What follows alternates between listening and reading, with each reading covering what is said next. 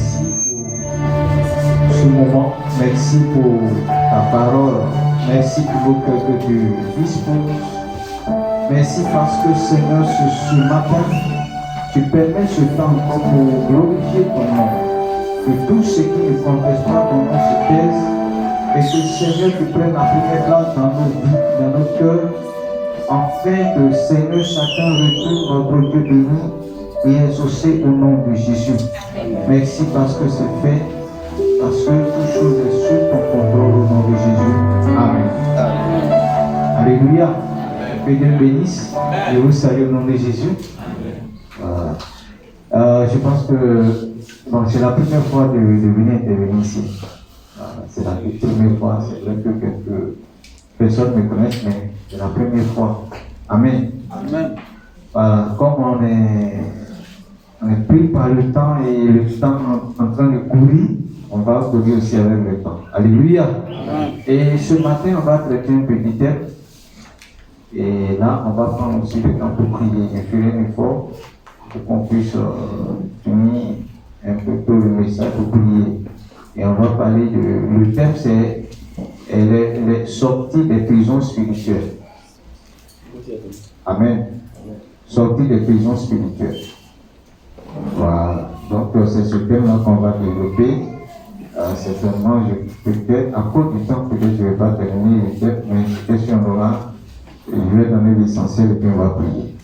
Parce que il faut avec des exemples et tout ça, ça va beaucoup prendre le temps. Amen. Voilà. Une prison spirituelle. Voilà, une prison d'abord, c'est quoi? C'est de façon simplifiée, c'est être privé de ta liberté, d'une liberté, de ta liberté en fait. Tu es privé de ta liberté. Quand quelqu'un est privé de sa liberté, on dit qu'il est dans une prison. Et il y a des personnes, c'est vrai, qui se promènent aujourd'hui, mais qui sont privées de la liberté d'expression, la liberté de faire certaines choses. C'est-à-dire, ils ne doivent pas sortir du pays. C'est une prison. Amen.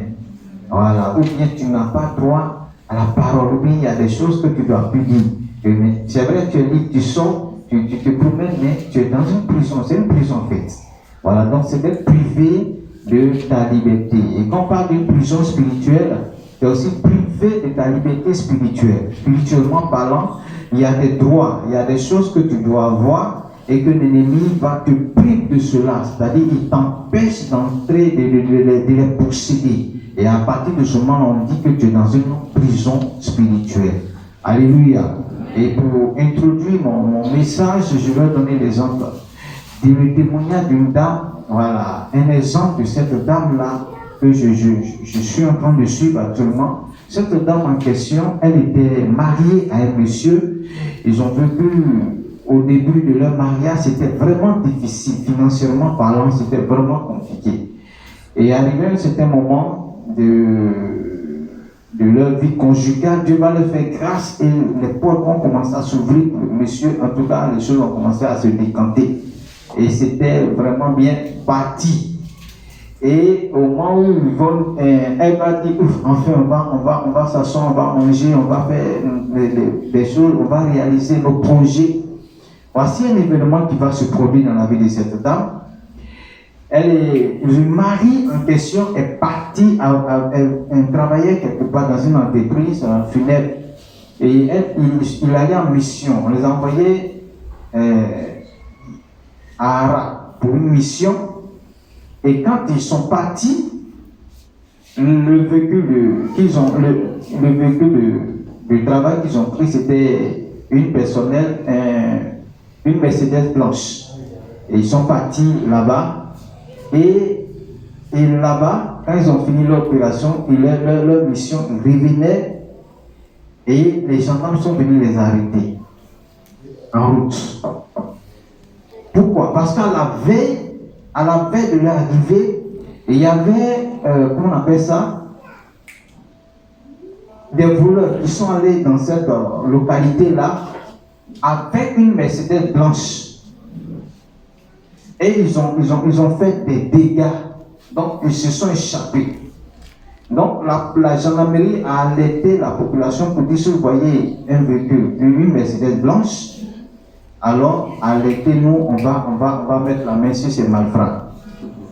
Et c'est ça, le lendemain, eux aussi, ils arrivent là-bas avec une Mercedes blanche. Est-ce que c'est un hasard? Est-ce que c'est une coïncidence? On le saura tout à l'heure. Alléluia. Et donc, ils arrivent, ils finissent leur mission, ils sortent. La gendarmerie était à l'été. Donc, eux, ils sont arrivés.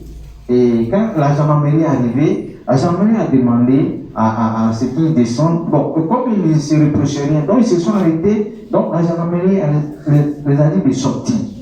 Quand ils sont sortis, bon, ils avaient le bail, tout ça. Le bail de travail, tout ça était là. Et donc, les gars les ont dit de se coucher. Bon, dans le coucher là, bon, ils ont obéi. Et un coup, ils ont commencé à les arroser. Et le mari de la sœur en question était dedans. C'est un qui a pu s'échapper, qui a pu s'échapper et qui est venu faire le rapport. Je crois que vous avez appris cela, hein, voilà, que c'est vrai qu'en 2018 ou bien 2019, on a parlé des trucs, des ponts funèbres. Voilà, c'est de ça qu'il s'agit. Et le mari de cette dame-là était dedans. Et vous voyez, Dieu est en train de... C'est-à-dire qu'après la souffrance, elle est en train d'entrer dans sa grâce. Mais, qu'est-ce qui va se passer? Il y a un drame qui va se produire et elle retourne au point de départ. Alléluia. Et quand je commençais à prier avec elle, j'ai compris que dans la famille, il est difficile de se marier.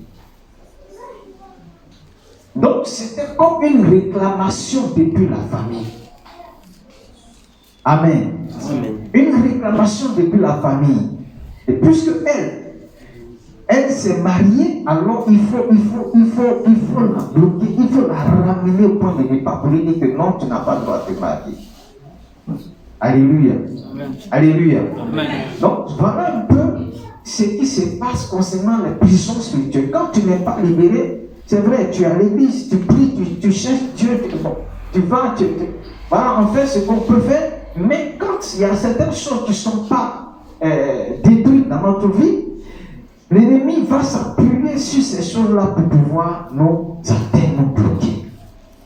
Et donc, je vais parler de deux points qui amènent, c'est-à-dire qui amènent quelqu'un à être dans une prison spirituelle. Le premier point, c'est nos actes. Nos actes. Ça, c'est le premier point qui peut t'entraîner dans une prison spirituelle. C'est-à-dire toi-même tes propres actes. Vous savez, on vient à l'église, mais Satan, lui, il s'en fout de notre titre à l'église, il s'en fout de notre ancienneté à l'église, il s'en fout de tout ce qu'on peut connaître à l'église. Mais c'est-à-dire qu'il s'en fout même de tout. Mais ce qu'il va regarder pour pouvoir te condamner, pour pouvoir te priver d'une liberté quelque part, c'est tes actes. Alléluia. Les actes que nous poussons, ce sont des éléments, soit pour Dieu de nous bénir pleinement, ou bien soit pour Satan de nous condamner dans une prison. Et généralement, il y a des actes qui ne sont pas la gloire de Dieu que nous poussons souvent. Je prends des exemples, des ratés. Par exemple, quelqu'un qui est en train de vivre des situations difficiles, et puis tu te mets à dire des paroles, par exemple, négatives sur ta vie, disant que moi-même, là, je suis venu accompagner les autres, moi-même, je sais que ma situation, là, ça ne va jamais changer. Et donc, de ces paroles négatives que tu prononces sur ta vie. C'est vrai, tu es en train de souffrir, tu es dans une situation, c'est un désert comme on le dit, mais tu n'as pas le droit à prononcer des paroles négatives sur ta vie. Ça va te rattraper. Au moment où tu vas te dire, au moment où tu seras lucide, maintenant tu vas dire, mon Seigneur, bénis-moi.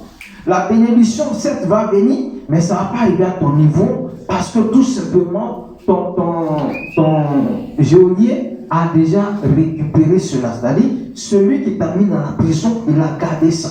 C'est un peu comme les prisonniers, quand tu vas les voir, quand il y a des objets précieux, qui prend? C'est les gars pénitentiaires, n'est-ce pas? C'est comme ça. Donc, ils récupèrent ce qui te revient de droit. Pourquoi? Parce que tu as, une fois dans ta vie, prononcé une parole négative sur ta vie. Et en même temps, j'ai une parenthèse pour nos parents ou bien ceux qui sont mariés ici. Vos enfants, quel que soit ce qu'ils font comme dégâts, s'il vous plaît, faites un effort pour ne pas dire des paroles négatives sur leur vie. Parce que souvent on entend, mais toi-même là, tu es un imbécile. Tu dis ça à ton enfant. Et tu veux que la bénédiction l'accompagne. Après, quand ça ne va pas dans sa vie, ou bien il a fini ses études, il n'arrive pas à trouver du travail, tu dis, mais comment ça se passe? Et tu te poses mille et une questions. Tu oublies qu'une fois, tu lui as dit qu'il est imbécile. Un imbécile ne peut pas aller dans une entreprise. Amen. Ou bien même tu es bête. Bon, quelqu'un qui est comparé à Wowo ou bien à Mian, comment il va réussir? Amen. Donc faisons attention à ce qui sort de nos bouches. Parce que Satan s'appuie sur les détails. C'est que des paroles que tu prononces, Satan va s'appuyer sur ça pour pouvoir t'atteindre. Alléluia. Amen. Et en dehors de la parole que nous prononçons, il y a nous-mêmes notre comportement. C'est-à-dire, tu es à l'église. Dieu te dit, viens à lui. Venez à moi, vous tous qui êtes fatigués et chargés, et je vous donnerai du repos. C'est-à-dire, c'est parce que tu es fatigué que pour ma part, tu es venu prier, tu es venu à l'église. Vrai ou faux? Alors, si tu es venu, la chose qui te demande, c'est la sanctification. Mais quand toi-même, dans ta vie, tu vis une vie de débauche, une vie de sexualité, une vie de publicité, ou bien d'autres choses. Donc, il y a t'informer une chose.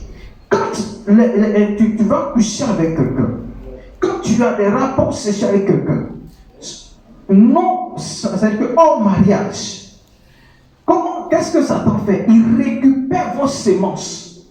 Vos sémences, il les récupère, et dans le spirituel, la sirène prend, et puis la sirène vous maudit. C'est-à-dire, tu as des noms, on ne m'a pas vu, mais les démons, eux, te voient.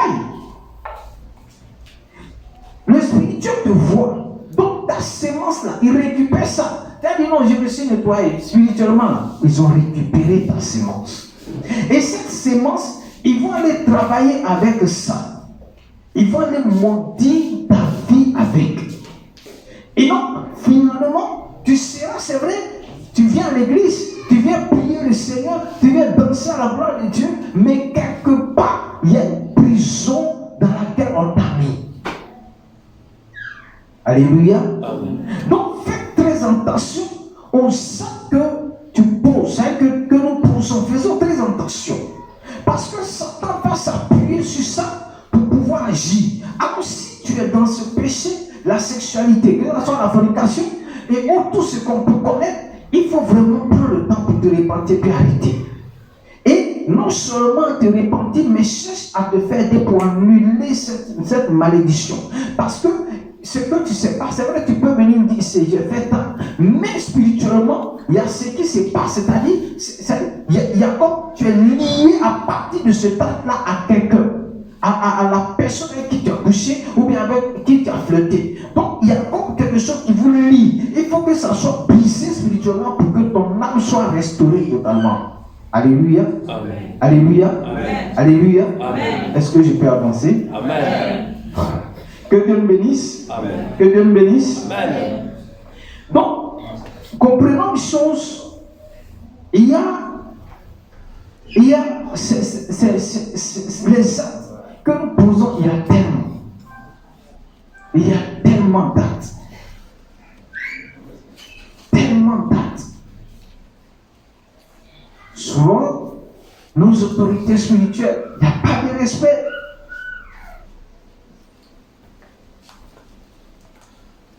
Donc,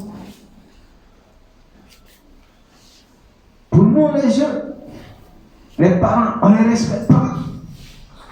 Bon, tu veux quoi? Tu ne respectes pas tes parents. Ils parlent un, toi tu parles 10. Et puis tu veux bénédiction. Attends. C'est quelle bénédiction tu cherches? Fais très attention. Et ça te condamne, peut te condamner, peut te mettre sous le joug de Satan, donc te mettre dans une prison sans le savoir. Il y a des gens, c'est leur bonjour seulement qui est vrai. Même si tu le prends en entretien, ils vont te dire, est-ce que vraiment je veux te voir? Mais quand il va venir s'asseoir, c'est son bonjour là qui est vrai. Ou bien c'est reste pour là, c'est ça qui est vrai. Le reste là. Et comme il y a une soeur qui veut me voir, il dit, mais vraiment, tu vois, ça va pas. Il a dit, ma soeur, tu sais, tout ce que tu viens, quand tu viens me voir pour me parler là, tu ne dis pas la vérité. Donc, comme tu n'es pas fatigué, je te regarde. Mais vraiment, non, je ne vais pas gaspiller tout mon temps chaque fois, parce que quand je vais aider, je mets toute mon énergie, tout mon temps pour aider la personne. Mais quand toi-même là, tu sais que, c'est vrai que tu n'as pas me dire que tu as pas menti, mais moi je sais, mais je ne vais pas te dire aussi que tu mens. Voilà. Bon, quand c'est comme ça, j'arrête parce que je vois que tu n'es pas prêt à changer. J'arrête. Et après, mais pourquoi on ne prie plus? Je dis non, je viens, c'est mon temps qui me manque. En réalité, je peux organiser mon temps pour t'aider.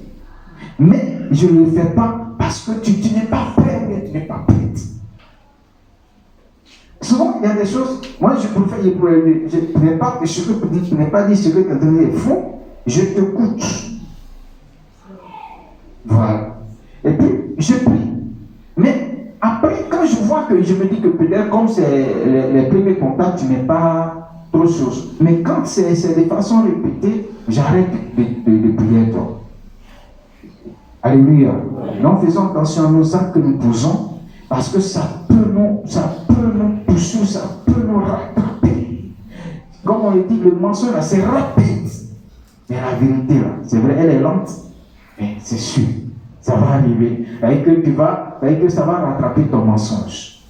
Que Dieu bénisse. Amen.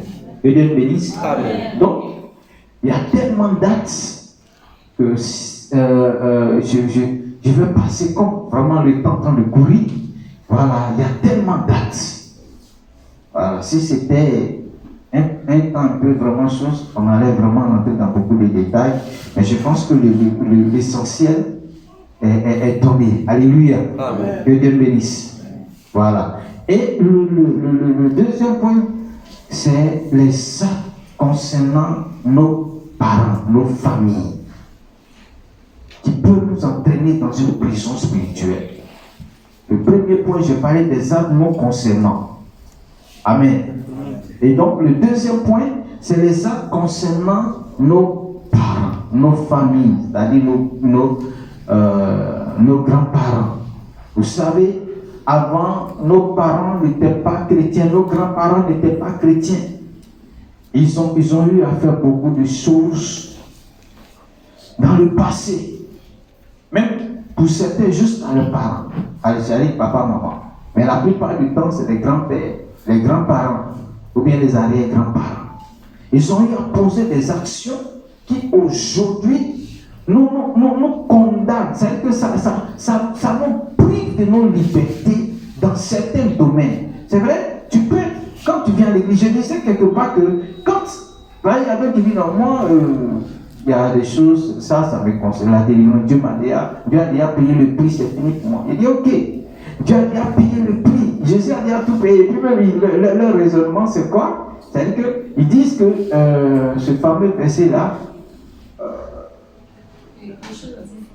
les choses anciennes sont passées, toutes choses sont devenues nouvelles. Alléluia. Mais regardez bien le contexte dans lequel ce point-là a été numéré. Alléluia. Donc, c'est qu'on se trompe souvent de verser bien des choses pour se consoler. Or, en réalité, si on n'a plus besoin de prière, de délivrance, si on n'a plus besoin de détruire les œuvres des ténèbres, c'est que Dieu ne va pas nous dire dans sa parole, parmi les miracles qu'il donne. Et quand il a dit, voici les miracles qui accompagneront ceux qui auront cru. Il a dit quoi? En mon nom, vous chasserez les démons. Donc, si c'était plus important, puisqu'il a déjà payé le prix, il allait enlever ça. Amen.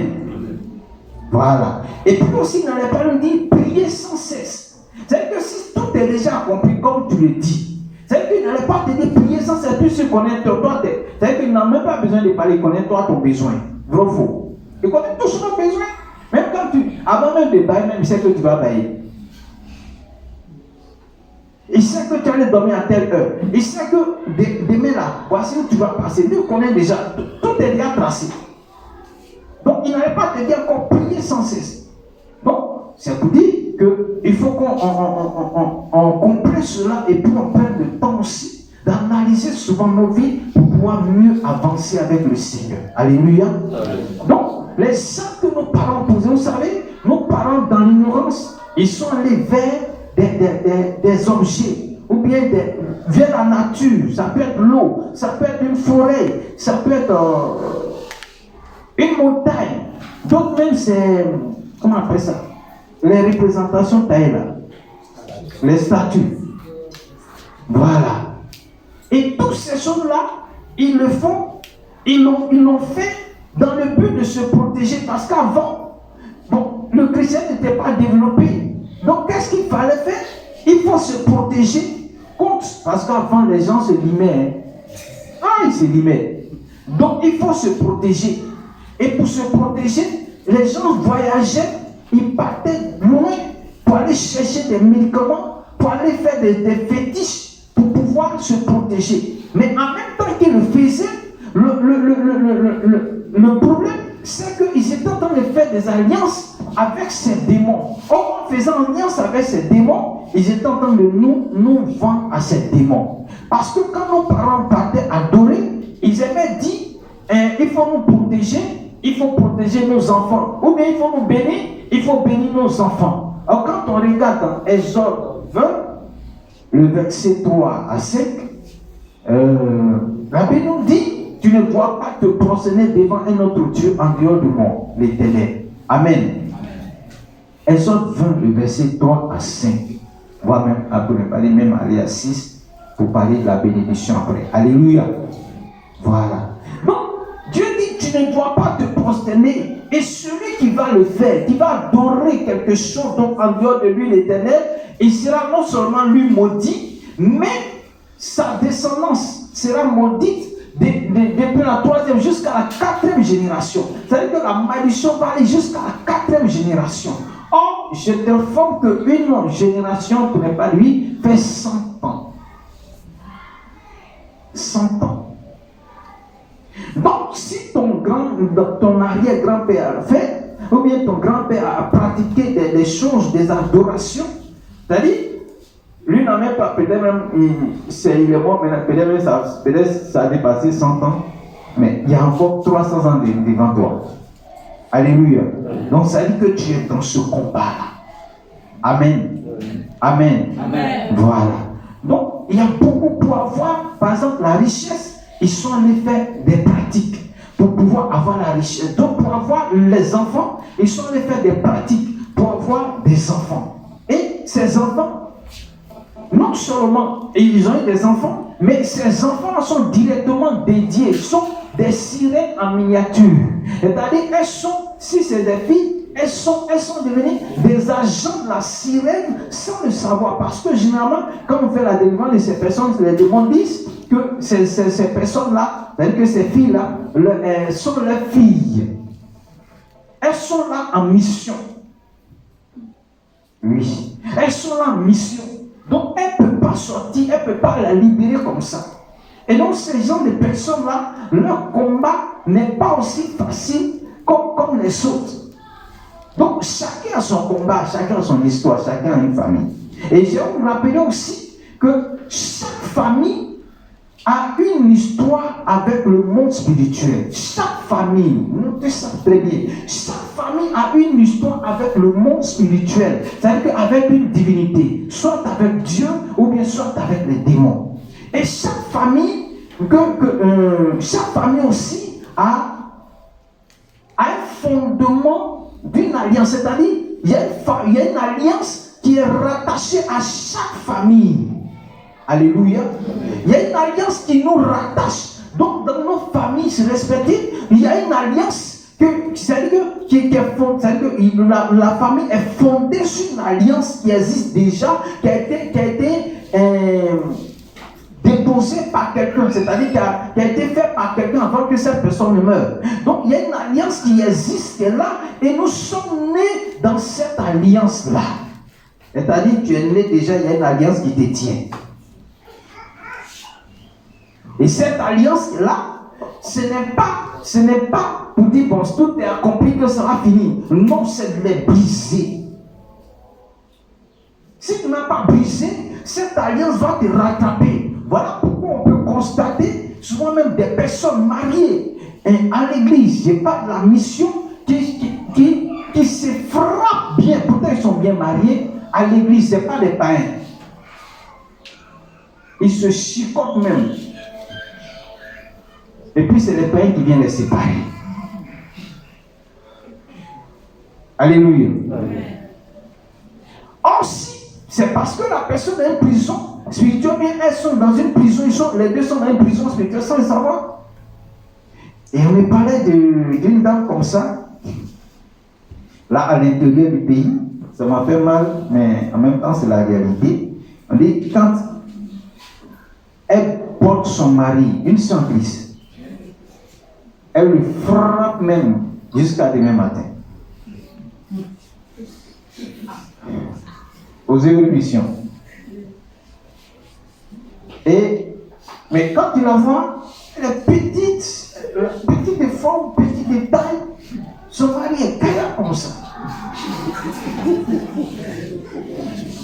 Mais est-ce que vous pouvez comprendre que c'est normal? C'est pas normal, c'est que l'esprit. Quand tu vas essayer d'aider cette soeur-là, tu vas voir qu'il y a dans sa famille un esprit guerrier. Voilà. Quand les esprits guerriers, s'il en toi, tu peux te battre avec 10 personnes, 15 personnes, quelle est beauté. Souvent on voit ça. Lui seul, c'est pas karaté, il n'a pas appris karaté. Mais lui seul, on dit, ah lui il a la force. Il lime les gens comme ça. Bon, lui, il est content parce qu'il a une force, mais il ne sait pas qu'il y a un esprit. Et cette dame-là, c'est comme ça. Il frappe son mari, elle frappe son mari. Et donc, il y a un de mes fils qui me disait que même souvent, même pour aller faire offrande, il vient voir sa femme. S'il n'a pas fait, à la maison, ça tremble. Donc, il a dit lui-même, là, quand il a rien, le frère faisait pitié. Parce que, bon, il y avait un truc et tout, on voulait faire une offrande spéciale, tout ça. Donc, il était touché, il voulait donner quelque chose. Mais, il est là, il lutte. Donc, il est sorti, il allait où sa femme se trouve, elle est dans Koran. Donc, il allait là-bas, il allait pour la vue. Elle avait son pied, elle allait tomber.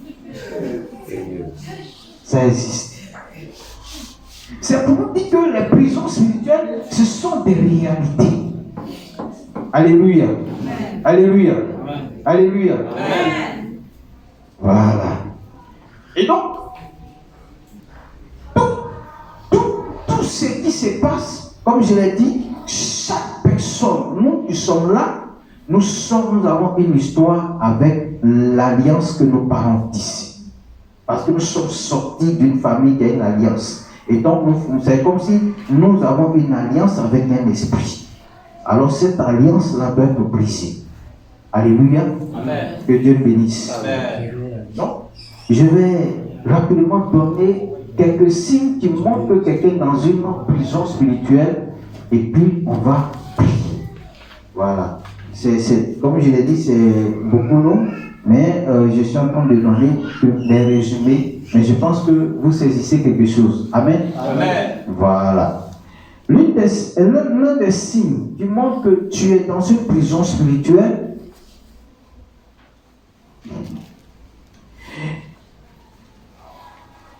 c'est que quand tu regardes ta vie, ta vie de tous les jours. Tu fais un bilan de ta vie, tu regardes ta vie et tu regardes la vie de ta famille, dans ta famille. Tu regardes leur vie. Quand tu vois que ce que toi tu vis, que c'est la même chose que dans la famille les gens vivent, ça veut dire que tu es dans une prison spirituelle. C'est-à-dire que de façon négative, tu ne parles pas de ce qui est bon. Ce qui est bon, c'est bon. Voilà, on ne peut pas chasser ce qui est bon. Si ici dans la famille tout le monde est riche, que tu es riche. Ah, tu as chassé ça. Ça n'est pas. C'est-à-dire, il y a quelque chose de négatif dans la famille. Et tu vois que tout le monde t'aime ça. Vous n'avez pas dit pratiquement tout le monde. Et toi, quand tu fais un bilan, tu vois que cette chose négative-là aussi influence ta vie. Alors ça veut dire que quelque part, tu es dans une prison spirituelle. Amen. Voilà, je suis en train de vous donner, quand on doit prier, vous donner quelques signes de ce qu'on appelle prison spirituelle. Amen. Amen. Amen. C'est bon? On peut avancer? Amen. Donc, quand tu fais un bilan et puis tu vois ça, dis-toi que c'est que je suis dans une prison spirituelle. Ça peut dépendre tout le monde, mais quand tu vois, ça peut être une personne. C'est-à-dire que toi, ta vie la ressemble à une personne dans la famille, un dévancier dans la famille, et puis toi, tu vois que c'est sa vie là. C'est comme s'ils ont fait un transfert, et c'est sa vie que tu es en train de vivre. Et là, quand tu vois ça, il faut t'élever, parce que là, il y a quelque chose qui ne va pas. Alléluia. Amen. Donc, on va vraiment prier, même si c'est en quelques minutes, mais on va vraiment passer le temps. Que Dieu bénisse. Amen. Que Dieu bénisse. Amen. Voilà. Et je veux aussi dire que souvent, dans nos rêves, dans nos songes, quand on dort, il y a des personnes, par exemple, qui se retrouvent la plupart du temps. Elles sont ici. Ces personnes sont ici. On est ici à Abidjan, mais la plupart du temps, ils se retrouvent au village. La plupart du temps, tu te retrouves au village ou bien dans ton lieu de naissance, c'est-à-dire là où tu es né, ou bien là où tu as grandi, c'est-à-dire là où tu as vécu de plus. Tu es tout le temps dans la maison là-bas. Oh, il y a longtemps, papa a quitté cette maison. Il n'est plus là-bas. Mais quand toi, tu rêves là, tu es tout le temps dans ce quartier où tu étais, tu as grandi, ou bien dans la maison où vous étiez, c'est-à-dire que c'est toujours là-bas. Il y a une dame comme ça qui m'a appelé du Canada, avec qui je suis en train de prier, je l'aide. Elle disait comme ça que chaque fois, elle est ivoirienne, elle dit chaque fois quand je dors, je me retrouve dans mon lieu de naissance. Je fais tout, au lieu de faire des rêves où je suis au Canada ici, je suis toujours en Côte d'Ivoire et dans telle ville, parce que c'est là-bas que je suis né. Et chaque fois, elle dit quand elle rêve, c'est là-bas elle est. Et franchement, et on est en train de prier, on prie à distance, elle terrasse. Et Dieu n'a pas besoin de choses, hein, n'est-ce pas? On prie, elle terrasse, c'est qu'elle suit. Elle crie, waouh, et puis elle se relève, on continue à prier. Alléluia. Voilà. Donc, pour dire qu'il y a des choses qui se passent. Quand tu vois dans tes rêves que tu te retrouves dans ces endroits, ou bien dans des endroits bizarres, inconnus, tu ne sais même pas où tu es. Chaque fois, tu te retrouves dans des endroits bizarres. Des endroits inconnus. Pourtant, tu ne connais même pas ces endroits. Ou bien dans des endroits sales. Oh, tu aimes la propriété. Mais quand tu rêves, tu es dans un endroit sale, ou bien soit dans une maison sale, ou bien dans un lieu sale où il y a la boue, tu es obligé de marcher dedans, tu ne comprends pas. Bien-aimé, si tu vois ces choses, sache que tu es dans une prison spirituelle. Ou quand tu vas, c'est que pendant que tu sors, tu es bien habillé, mais à un moment tu te rends compte que il n'y a plus d'habits sur toi. Souvent même là, tu te retrouves nu dans les songes. Ou bien si ce n'est pas la poitrine, souvent c'est tout ton corps. Et puis après tu te rends compte, mais j'ai fait quoi comme ça? Ou bien c'est tes chaussures que tu ne vois plus. Tu t'es bien habillé, mais à un moment tu ne vois plus une paire, un pied de tes chaussures. Alléluia. Amen. Donc, ce sont des signes qui montrent qu'effectivement, tu es dans une prison spirituelle. Ou bien, encore, toujours dans tes rêves ou bien dans tes songes, quand tu rêves, tu vois que souvent, on vient t'arracher quelque chose. Chaque fois, c'est ton vol dans les songes. Chaque fois, c'est ton arrache quelque chose. Ou chaque fois, c'est toi qui perds quelque chose dans tes rêves. Je priais avec un monsieur, un docteur à l'université, mais avant qu'il ne soit docteur, quand il a fini tout, il devait faire sa thèse. Voici ce qui va se passer. Il dit, il ne comprend pas, mais quand il a fini tout, pour aller déposer, puis ils vont faire pour le programmer là. Il dit, quand il a fini et puis il est parti voir les doyens pour pouvoir prendre son truc pour pouvoir valider et puis ils vont le programmer là. Il dit, quand il va, personne ne le reçoit, on le chasse même. Il ne comprenait pas pourquoi. Et il a tout fait, c'était la même chose. Or, sans ça, son titre de doctorat n'est pas valide. Donc, il a tout fait. Donc, il a vu que c'était spirituel. Il a essayé d'aller partout, aller prier avec certains hommes de Dieu. Et c'est comme ça qu'une de mes filles lui a dit, vous venez voir mon père spirituel, va prier pour toi. Donc, quand il est venu, quand il a commencé à expliquer son problème, il dit, ok, on va prier. Et quand on a commencé à prier, le Seigneur ouvre mon esprit et je vois que son dossier, pour ne pas dire, oui, sa mémoire, là, son mémoire. Oui, sa thèse, voilà. Sa thèse, là, ils ont défecté dessus. Donc, j'ai ouvert les yeux, je lui ai dit, voici ton problème. C'est-à-dire que ta thèse, là, ils ont défecté dessus. Ils ont fait caca dessus. Donc, spirituellement, c'est-à-dire que ça sent dans le nariz, donc ça les repousse. C'est-à-dire que c'est quelqu'un qui a dit, on va lui dire quoi, il faut pousser là, n'est-ce pas? Voilà. Donc, c'est comme ça, il était repoussé. Donc, j'ai prié pour lui. Et c'est là, avant, il va me dire quelque chose, il va me confesser quelque chose pour dire, quand il avait eu son rappel, quand il était encore professeur au lycée, quand il avait eu son rappel, qu'est-ce qu'il a fait? Au lieu de donner la part de Dieu qui est la prémisse, qu'est-ce qu'il va faire? Il a acheté les choses et puis il allait donner au village. Et donc, les sorciers du village ont dit, ok, merci beaucoup. Voilà, lui-même a dit qu'il y a parmi ces personnes-là une sentante qu'il connaît, qui est vraiment redoutée dans la sorcellerie. Et donc, ils ont recueilli pour dire, bon, donc tu as réussi. Ils l'ont maudit. Et je vous parenthèse pour dire, les prémices sont quelque chose d'important dans la maison de Dieu. C'est-à-dire qu'avec Dieu, pas dans la maison de Dieu, mais avec Dieu. C'est-à-dire qu'en toutes choses, bénis tout ce qui est premier à Dieu. Alléluia. Amen. Alléluia. Amen. Les prémices de ton enfant, c'est-à-dire que le premier là, dédie cet enfant au Seigneur. Sinon, ton enfant sera un quart, ou bien pour ne pas dire un baka. Quand tu ne le dédies pas, Satan va le récupérer. Prémisse de tes finances. Dieu t'a béni. Ce qui est premier, donne à Dieu. Ton premier salaire, si tu es en train de travailler, donne à Dieu. S'il faut encore galérer un mois encore de plus, il faut le faire.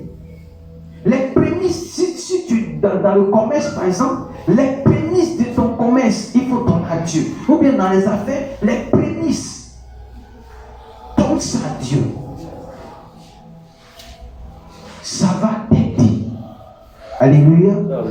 Donc je ferme cette parenthèse et je continue pour dire, c'est comme ça, quand il a dit ça, lui a dit voilà, tu vois, c'est là est parti ton problème. Et on a prié le Seigneur et j'ai dit à Dieu de restaurer, Puis son dossier n'était pas mort, mais j'ai dit de restaurer son dossier, d'annuler, c'est-à-dire d'enlever ces déchets-là et de laver son dossier par son sang. Et quand on a fini de prier, au moins il partait à la maison. Il n'était même pas encore arrivé à la maison. Un des doyens l'appelle pour dire: je cherchais ton numéro, je ne sais pas, mais je viens de prendre ton numéro avec quelqu'un. Il faut m'envoyer ta thèse là. Donc, il m'a appelé en même temps, il a dit: ah, homme de Dieu, vraiment tu es un homme de Dieu. Parce que là, pendant des années, j'ai couru derrière ces messieurs, ils ne m'ont pas reçu, mais aujourd'hui, voici ce qui se passe. Vraiment, ton Dieu est Dieu. Et dit: bénissons le Seigneur. Alléluia. Et donc, c'est comme ça, il allait, et le jour où il partait, le monsieur lui a dit de venir, je crois même, le lendemain, le surlendemain. Mais le jour où il est parti pour déposer, le monsieur était malade. Il est tombé malade. Mais le monsieur lui a dit quand même de venir. Là, il a compris que Dieu était à l'œuvre. Parce que Dieu venait de libérer d'une prison spirituelle. Donc les choses, même quand Satan va vouloir aimer sa queue, il ne pourra plus. Alléluia. Amen. Et c'est comme ça, il allait déposer. Il m'a dit, le monsieur était malade, mais quand même là, il a tenu à prendre mon dossier avant de partir à la maison. Il dit: waouh. Et quand on a fini, il y avait plusieurs étudiants qui avaient déposé aussi leur thèse. Et il y avait 11, mais ils devaient prendre 4. Et parmi ces 4-là, ils l'ont pris.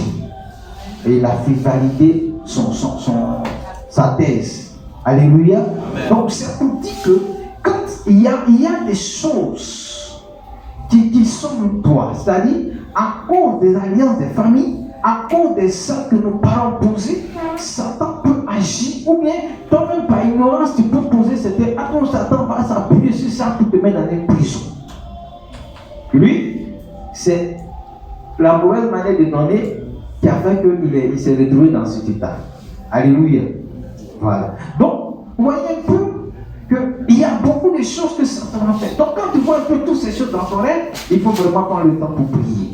Amen. Amen. Alléluia. Amen. Donc, j'avais parlé de quand tu fais un bilan dans ta vie, tu regardes un peu dans la vie, dans la famille, est-ce que ce que je vis n'est pas, est-ce que cela n'est pas, est-ce que on ne retrouve pas cela dans la famille? Si tu retrouves cela dans la famille, ou bien si tu retrouves dans la vie de quelques personnes, ou bien d'une personne, c'est comme si c'est la photocopie directe de la personne que tu es, alors ça veut dire que il faut prendre le temps pour annuler cette programmation maléfique pour que tu sois libre de toutes choses. Alléluia. Amen. Alléluia. Amen. Que Dieu bénisse. Amen. Que Dieu bénisse. Amen. Voilà. Mais il y a des gens aussi, quand il y a des promesses qui ne s'accomplissent jamais dans leur vie. C'est-à-dire, on te promet, on dit par exemple travail, ou bien on dit telle chose, mais ces promesses-là, ça n'arrive pas. Tu ne comprends pas. Ou bien ça arrive difficilement. Amen. Que Dieu bénisse. Amen. Ça arrive difficilement. Voilà. Et je vais encore.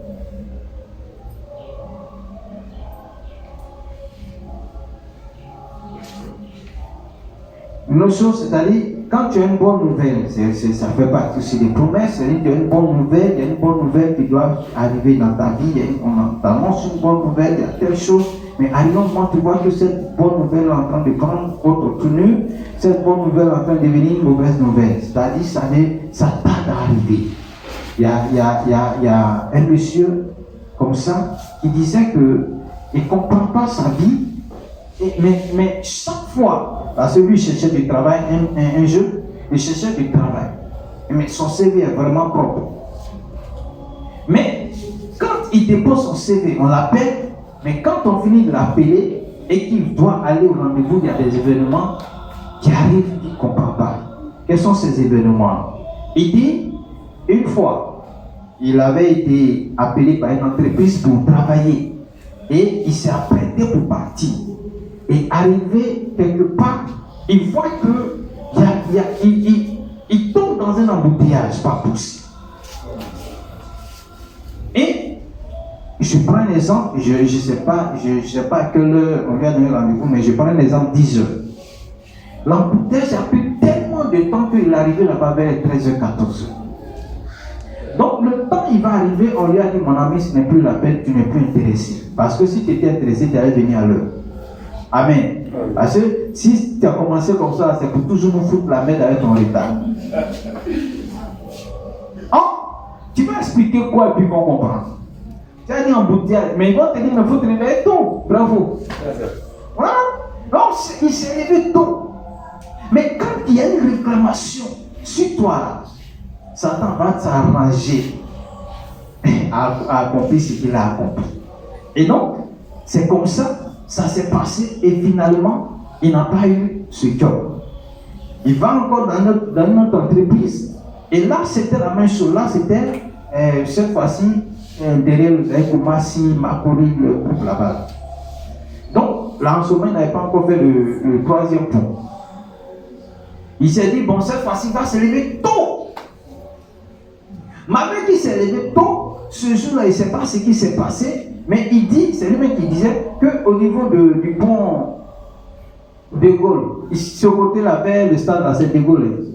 Voilà. Donc, le pont de Gaulle, il ne sait pas s'il y a eu un accident, mais la circulation était bizarre. Il était encore bloqué dans le village. Et là, pour quitter ici, pour arriver là, au dehors là, il pouvait faire 1 heure là, parce que il ne sait pas ce qui s'est passé. Dans le temps, il va finir, tous ces embouteillages puis arriver, c'était la même chose. Largement, c'est même pas même 15 minutes de retard, 30, mais largement. Donc, on lui a dit, mon ami, tu n'es pas intéressé. Donc, il s'assoit et puis il demande, mais qu'est-ce qui se passe? Vous voyez? Donc, il y a des personnes comme ça qui ont des grâces sur leur vie. Mais la grâce tarde à s'accomplir. C'est-à-dire, quand tu vois que ça va s'accomplir, ouf, comme j'ai rendu le témoin de cette dame d'entrée, au moins tu as dit, ouf, enfin, je vais jouir de mes grâces. C'est là, Satan va activer la réclamation dans ta vie et puis tu te ramènes au point de départ. Et il y a des personnes comme ça, chaque fois que Dieu est en train de les élever, dans quel que soit le domaine, arrivé un moment, Satan te ramène en arrière. Tout simplement parce qu'il y a une réclamation, parce que Satan te considère comme encore son élément. Donc c'est encore comme dans une prison et tu ne peux pas l'échapper. Alors il faut te ramener. Alléluia. Alléluia. Il y a une soeur qui disait comme ça, quand on avait fait, on a prié ensemble et la nuit, et que, je ne sais pas, c'est le même jour, bien c'est qu'elle sur une nuit, elle a fait, Dieu lui montre une vision. Dans la vision, elle se retrouvait au village. Et quand elle s'est retrouvée au village, elle a vu qu'au village, il y avait, comment on appelle ça? Il y avait comme une maison. Et dans cette maison, tout le monde, c'est-à-dire que la photo de tous ceux qui appartiennent au village, même si ce n'est pas nos villages, elle dit tous ceux qui appartiennent, c'est-à-dire, par exemple, tout de suite là, si elle demande, tu fais partie de quel village, tu as dit ton village, même si tu n'as jamais vu le village. Vrai ou faux? Voilà. Donc, elle dit tous ceux qui font partie de ce village, leur photo était dans cette maison. Et puis il y a un monsieur qui est devant la porte qui garde la maison. C'est-à-dire, c'est un peu comme un gars pénitentiaire. Il gardait la maison. Et elle passait, et puis elle a vu sa photo.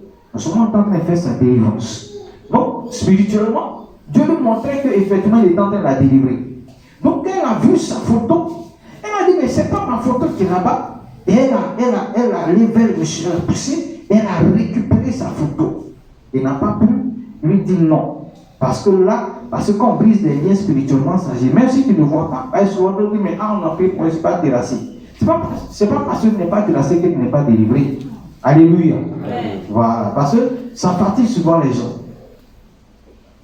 Elle, en a prié, elle n'était pas terrassée. Mais Dieu est en train de nous montrer effectivement qu'elle est en train de délivrer. Voilà. Donc, quand ça s'est passé, elle a récupéré. Donc, elle partait et puis elle a vu la photo de sa soeur.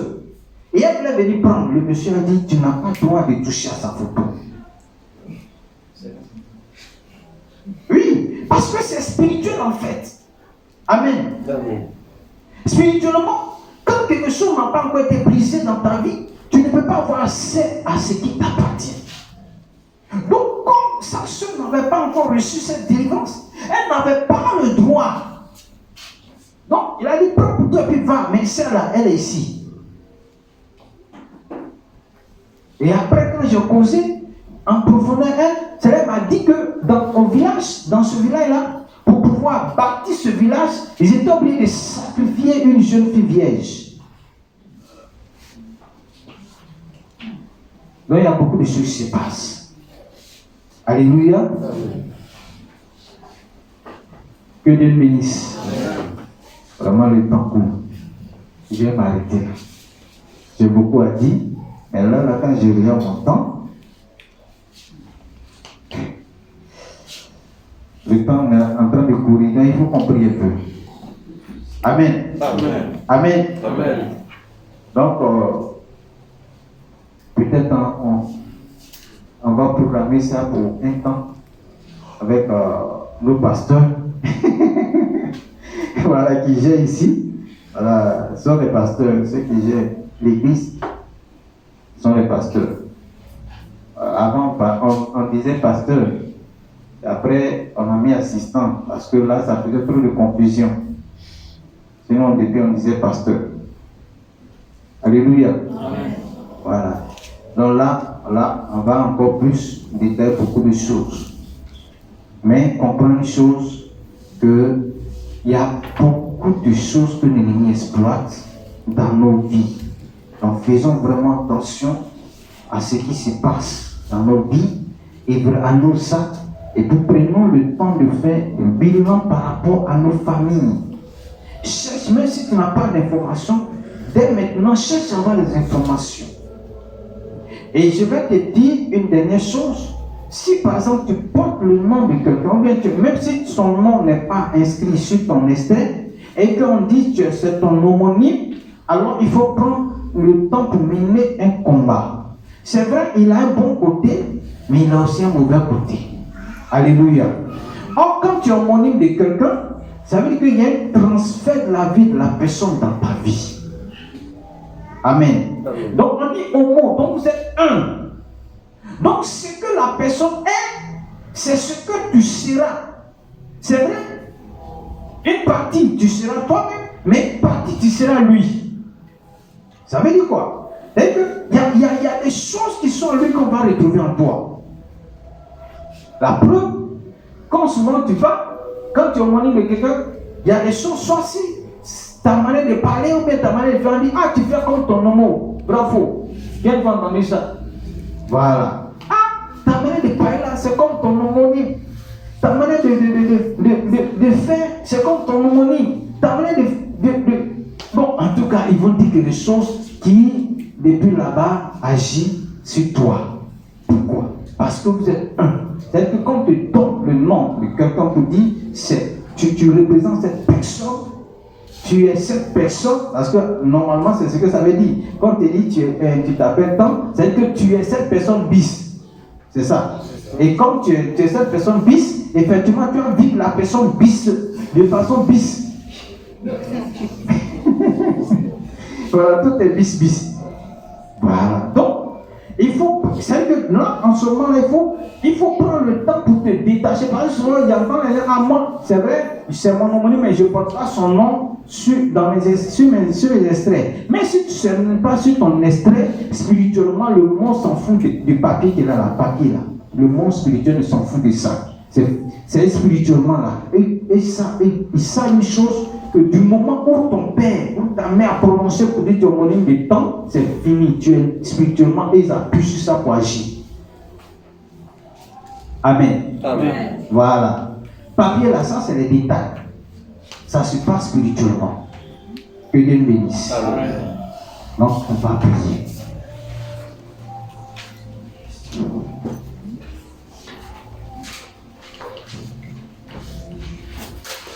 Je fais un résumé jusqu'à, mais quand même du temps là. Que Dieu bénisse. Voilà, qui au moins a saisi quelque chose, parce que c'est en fonction de ça que tu vas prier. Alléluia. Que Dieu bénisse. Nous allons donc dire merci au Seigneur pour sa parole que nous venons d'entendre. Élevons la voix et prions le Seigneur.